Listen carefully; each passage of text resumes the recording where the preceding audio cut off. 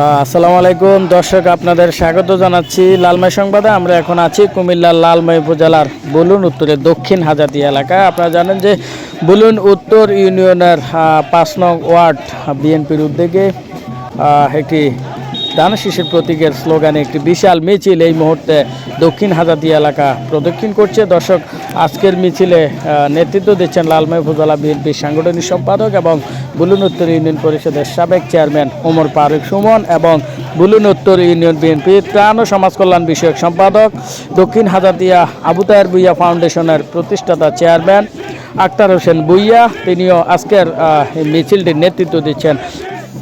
বুলুন উত্তর ইউনিয়ন যুবদল নেতা সাইফুল ইসলাম মোল্লার স্লোগানে আজকের মিছিলে অংশগ্রহণ করেছেন লালমাই উপজেলা বিএনপির সদস্য ইয়াসিন ফরাইজি, বুলুন উত্তর ইউনিয়ন বিএনপির সাংগঠনিক সম্পাদক বাহারুল আলম, বুলুন উত্তর ইউনিয়ন বিএনপি নেতা আমিরুজ্জামান দুলাল, যুবদল নেতা সাইফুল মোল্লার স্লোগানে আজকের এই মিছিলে অংশগ্রহণ করেছেন বুলুন উত্তর ইউনিয়ন যুবদলের প্রস্তাবিত আহ্বায়ক হাবিবুর রহমান হাফেজ, বুলুন উত্তর ইউনিয়ন স্বেচ্ছাসেবক দলের আহ্বায়ক শহীদুল ইসলাম, ইউনিয়ন যুবদল নেতা হানিফ গাজী সহ ৫ নং ওয়ার্ড বিএনপি যুবদল, স্বেচ্ছাসেবক দল এবং ছাত্র দলের নেতাকর্মীরা। দর্শক, আমরা আপনাদেরকে মিছিলটি দেখানোর চেষ্টা করছি।